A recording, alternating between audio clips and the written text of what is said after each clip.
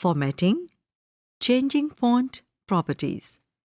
क्या आपको पता है कि आप वर्ड में मुख्तलिफ साइज और मुख्तलिफ तरीक़ों से टेक्स्ट लिख सकते हैं?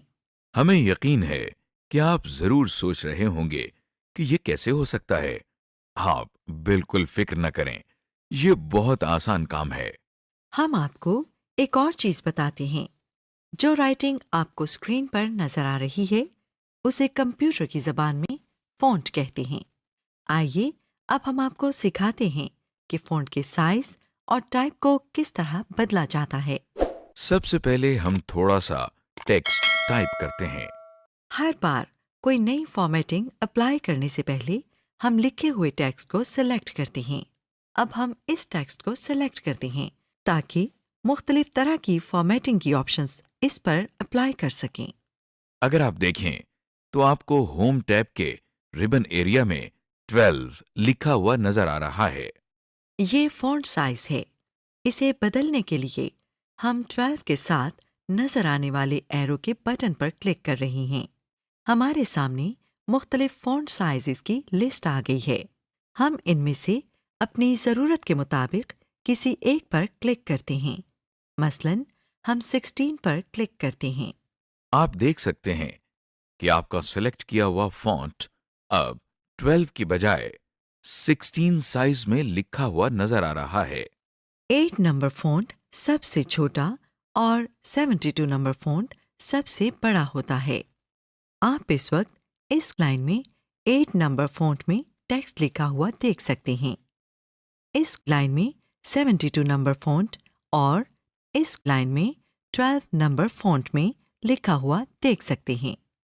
फॉन्ट साइज चेंज करने के एक और तरीके में हम फॉन्ट के रिबन में इस छोटे से एरो पर क्लिक करते हैं।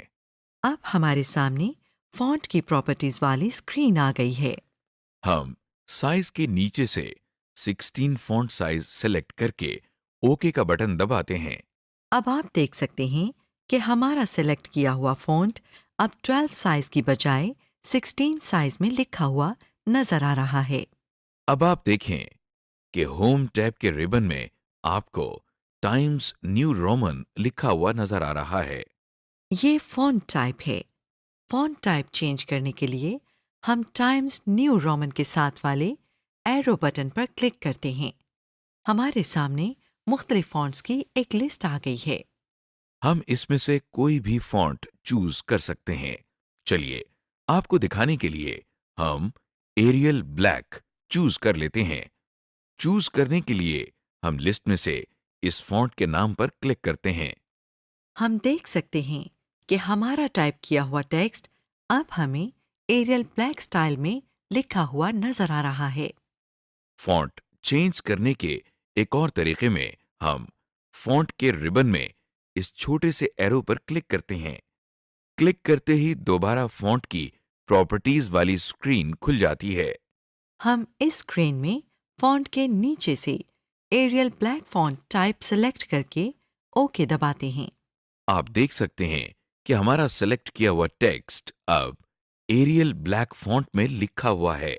ये वही फॉन्ट टाइप है जो कि आपने पहले रिबन बार से चूज किया था। अगर आप देखें तो होम टैब के रिबन बार पर दाएं तरफ आपको नॉर्मल लिखा हुआ नजर आ रहा है। ये आपको टेक्स्ट के स्टाइल के बारे में बताता है, यानी कि ये हमें बताता है कि टेक्स्ट पर कौन सी फॉर्मेटिंग यूज होनी है। मसलन के टेक्स्ट हेडिंग है, टेक्स्ट स्पेसिंग में है, कि टेक्स्ट टाइटल में है, वगैरह। आप देख सकते हैं कि रिबन बार में स्टाइल के साथ पैराग्राफ और फॉन्ट के टूल बार भी मौजूद हैं। फॉन्ट के टूल बार में से हम एक ऑप्शन पर क्लिक करते हैं। चलिए बोल्ड, इटैलिक, अंडरलाइन करते हैं। आप देख सकते हैं कि टेक्स्ट पर हमारी सेलेक्ट की हुई फॉर्मेटिंग अप्लाई हो गई है। एम्बोल्डनिंग, अंडरलाइनिंग एंड इटैलिक्स।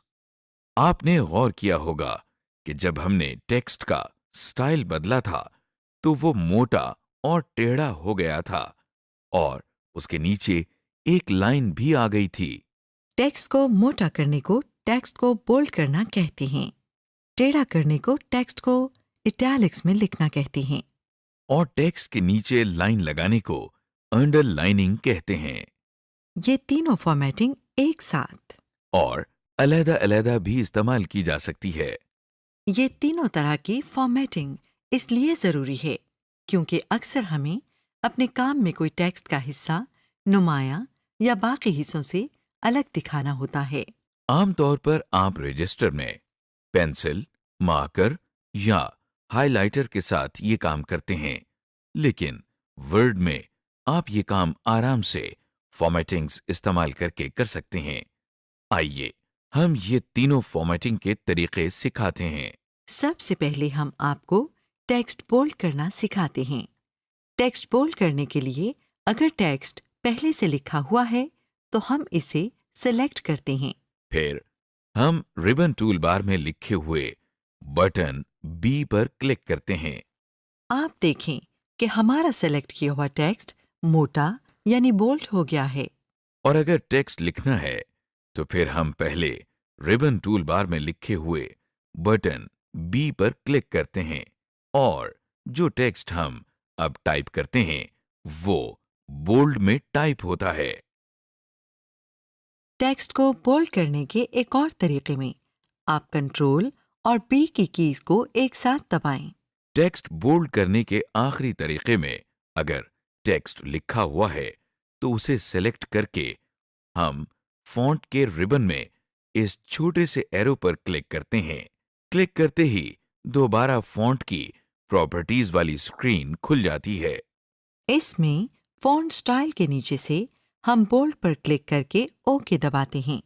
जरा देखिए कि कैसे जादू की तरह टेक्स्ट बोल्ड हो गया है। टेक्स्ट इटैलिक और अंडरलाइन करने के लिए भी यही तरीका इस्तेमाल होता है। बस फर्क सिर्फ इतना है कि इटैलिक के लिए टूलबार में आई और अंडरलाइन के लिए यू। बाकी के दो तरीके भी एक जैसे हैं। इटैलिक के लिए कंट्रोल और आई और अंडरलाइन के लिए कंट्रोल और यू। और अंडरलाइंड टेक्स्ट के लिए फॉन्ट मेन्यू में यू के साथ इस छोटे से एरो पर क्लिक करते हैं और लिस्ट में से अपनी पसंद की लाइन चूज कर लेते हैं। इंडेंटेशन। रजिस्टर में पैराग्राफ शुरू करने से पहले आप लाइन में थोड़ी सी स्पेस तो छोड़ते ही हैं। इसी तरह आप वर्ड में भी स्पेस छोड़ सकते हैं ताकि पता चल जाए कि नया पैराग्राफ शुरू हो रहा है। ये करने के लिए आप टैब की की दबाते हैं। टैब की दबाते ही ब्लिंकिंग लाइन आगे चली जाती है, जैसा कि आप स्क्रीन पर देख सकते हैं। ऐसे करने को हम कंप्यूटर की जबान में इंडेंटेशन कहते हैं। लाइंस के दरमियान अपनी जरूरत के मुताबिक हम साइज के गैप्स छोड़ सकते हैं। इन गैप्स को लाइन स्पेसिंग कहते हैं। लाइन स्पेसिंग लगाने के लिए हम टेक्स्ट सेलेक्ट करने के बाद रिबन के पैराग्राफ मेन्यू में इस आइकॉन पर क्लिक करते हैं। हमारे सामने लाइन स्पेसिंग की लिस्ट खुल गई है। इसमें हम अपनी जरूरत के मुताबिक स्पेसिंग सेट कर देते हैं। Using formatting of a selected text for more text. आखिरी तरीके में हम सेलेक्ट किए हुए टेक्स्ट पर राइट क्लिक करके कॉपी करने के लिए कॉपी पर क्लिक करते हैं और कट करने के लिए कट पर। जब हम कोई टेक्स्ट कॉपी या कट कर लेते हैं तो फिर वो क्लिपबोर्ड में से डॉक्यूमेंट में जाता है। टेक्स्ट इंसर्ट करने के लिए हम उस जगह पर जाएंगे जहां पर इसे इंसर्ट करना है और फिर हम कंट्रोल और वी की कीज एक साथ दबाते हैं और टेक्स्ट क्लिपबोर्ड में से उस फाइल में आ जाता है। या हम होम के टैब से जाकर पेस्ट पर क्लिक करते हैं और टेक्स्ट क्लिपबोर्ड में से उस फाइल में आ जाता है। या हम उस जगह पर राइट क्लिक करके पेस्ट दबाते हैं और टेक्स्ट क्लिपबोर्ड में से उस फाइल में आ जाता है। अगर कोई टेक्स्ट मिटाना हो तो उसके लिए हम बैकस्पेस या डिलीट की कीज इस्तेमाल करते हैं। डिलीट की ब्लिंकिंग लाइन से आगे के टेक्स्ट और बैकस्पेस की ब्लिंकिंग लाइन से पीछे के टेक्स्ट को मिटाने के लिए होता है। डेटा सेलेक्ट करने के बाद हम बैक स्पेस या डिलीट की कीज दबाकर इसे खत्म कर सकते हैं। चेंजिंग जहां पर टाइप करना हो वहां पर ब्लिंकिंग लाइन ले आते हैं। फिर हम होम टैब के पैराग्राफ मेन्यू में लेफ्ट अलाइन, सेंटर या राइट अलाइन के बटन्स पर क्लिक करते हैं। जब हम वर्ड खोलते हैं तो लेफ्ट अलाइन बाय डिफॉल्ट हुआ होता है। राइट मार्जिन के साथ टाइप करने के लिए राइट अलाइन इस्तेमाल होता है। अगर टेक्स्ट सेंटर में टाइप करना हो तो उसके लिए हम सेंटर के बटन पर क्लिक करते हैं। लेफ्ट अलाइन दोबारा इस्तेमाल करने के लिए हम लेफ्ट अलाइन के बटन पर क्लिक करते हैं। टेक्स्ट को जस्टिफाई करने के लिए हम टेक्स्ट को सिलेक्ट करके जस्टिफाई के बटन पर क्लिक करते हैं। टेक्स्ट को जस्टिफाई करने से वो पूरे स्क्रीन पर आ जाता है, यानी दोनों मार्जिन्स के साथ सेट होता है। अगर कोई वर्ड पूरा ना आ रहा हो तो वो अगली लाइन में चला जाता है और उस लाइन के लफ्जों के बीच में स्पेस बढ़ जाती है। हाइपरलिंक्स। अगर आप चाहते हैं कि आप अपने डॉक्यूमेंट में से कोई वेबसाइट खोल सकें, तो इसके लिए हम हाइपरलिंक्स का इस्तेमाल करते हैं। आप जब भी हाइपरलिंक्स लगाते हैं तो वो नीले रंग में लिखे जाते हैं, जैसा कि आप स्क्रीन पर देख सकते हैं। हाइपरलिंक से वेबसाइट खोलने के लिए हम कंट्रोल की दबाते हुए लेफ्ट क्लिक करते हैं। आइए अब जरा हाइपरलिंक्स लगाना सीख लें। हाइपरलिंक्स लगाने के पहले तरीके में हम टेक्स्ट सिलेक्ट करके इस पर राइट क्लिक करते हैं। खुले हुए मेन्यू में से हम हाइपरलिंक पर क्लिक करते हैं। क्लिक करते ही हाइपरलिंक्स की ऑप्शंस वाली स्क्रीन हमारे सामने आ गई है। टेक्स्ट टू डिस्प्ले के आगे हम वो टेक्स्ट लिखते हैं जो हम चाहते हैं कि हमें डॉक्यूमेंट में नजर आए, जैसा कि हमें वर्चुअल यूनिवर्सिटी लिखा हुआ नजर आ रहा है। एड्रेस के आगे हम इस वेबसाइट का एड्रेस लिखते हैं जो कि हम खोलना चाहते हैं, जैसा कि हमें वर्चुअल यूनिवर्सिटी का एड्रेस लिखा हुआ नजर आ रहा है। एड्रेस लिखकर हम ओके पर क्लिक करते हैं और हाइपरलिंक डॉक्यूमेंट में आ जाता है। इस हाइपरलिंक को खोलने के लिए हमें कंट्रोल की को दबाकर हाइपरलिंक पर क्लिक करना होता है। कंट्रोल की को दबाकर जैसे ही टेक्स्ट पर लाएं तो माउस पॉइंटर एक हाथ की शक्ल में तब्दील हो जाता है। देखें कि जैसे ही हम हाइपरलिंक पर क्लिक करते हैं तो वर्चुअल यूनिवर्सिटी की वेबसाइट खुल जाती है। जब आप कोई वेबसाइट या ईमेल एड्रेस वर्ड में टाइप करते हैं तो वो ऑटोमेटिकली हाइपरलिंक में तब्दील हो जाता है। पहले से बनाए हुए हाइपरलिंक की प्रॉपर्टीज को चेंज करने के लिए उस पर राइट क्लिक करते हैं और एडिट हाइपरलिंक पर क्लिक करते हैं। क्लिक करते ही हाइपरलिंक की प्रॉपर्टीज वाली लिस्ट हमारे सामने आ जाती है। यहाँ से हम टेक्स्ट टू डिस्प्ले और एड्रेस वगैरह तब्दील कर सकते हैं। बॉर्डर्स।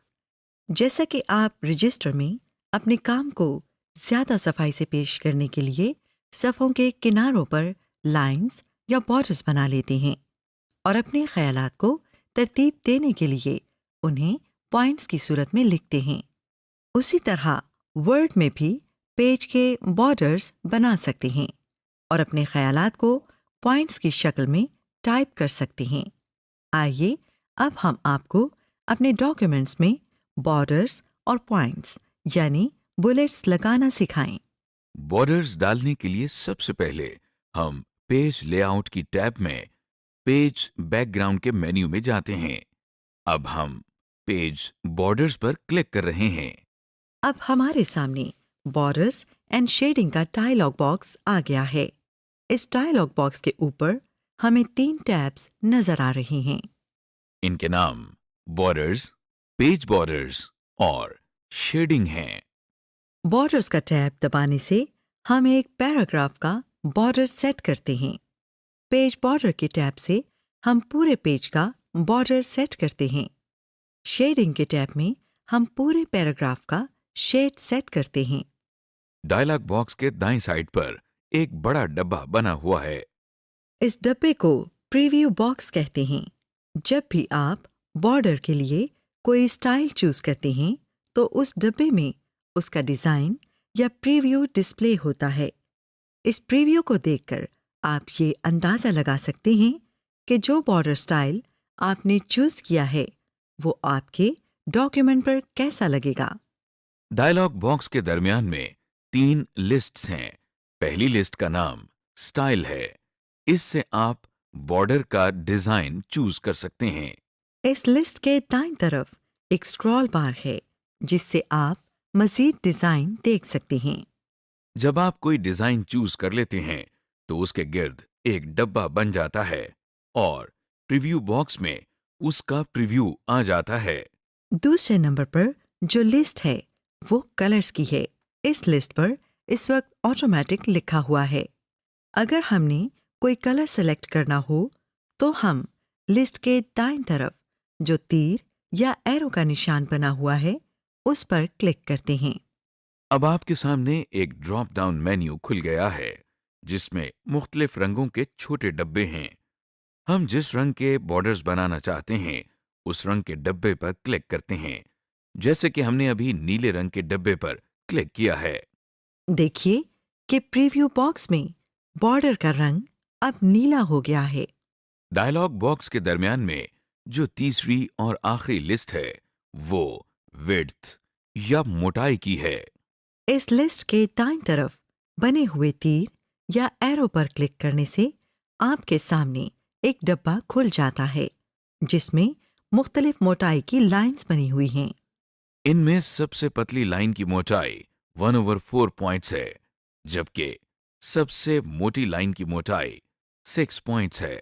हम जिस मोटाई के बॉर्डर्स चाहते हैं उस लाइन पर क्लिक कर देते हैं। प्रीव्यू बॉक्स में अब बॉर्डर्स की मोटाई उतनी सेट हो गई है जितनी हमने सिलेक्ट की थी। बॉर्डर्स का स्टाइल, कलर और विड्थ सेट करके हम ओके के बटन पर क्लिक करते हैं। हमारे पैराग्राफ का अब बॉर्डर सेट हो गया है। Inserting bullets. आइए अब हम आपको अपने डॉक्यूमेंट्स में बुलेट्स डालना सिखाएं। इस तरीके में हम होम टैब में पैराग्राफ के मेन्यू में बुलेट्स के बटन पर क्लिक करते हैं।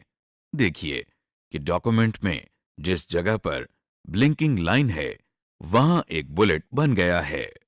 बुलेट्स के मुख्तलिफ डिज़ाइंस डालने के लिए हम बुलेट्स के साथ बने हुए छोटे से तीर पर क्लिक करते हैं। ड्रॉप डाउन लिस्ट से अब हमारे सामने बुलेट्स की लिस्ट खुल गई है। जिस डिजाइन के बुलेट्स हम इस्तेमाल करना चाहते हैं उस पर हम क्लिक कर देते हैं और फिर वो बुलेट्स लग जाती हैं। हमारे सामने अब स्क्रीन पर एक बुलेट बना हुआ है। उसके आगे कुछ टेक्स्ट टाइप करने के बाद जब हम एंटर की दबाते हैं तो अगली लाइन पर एक और बुलेट आ जाता है। इसी तरह हम अपने सारे टेक्स्ट को बुलेट्स की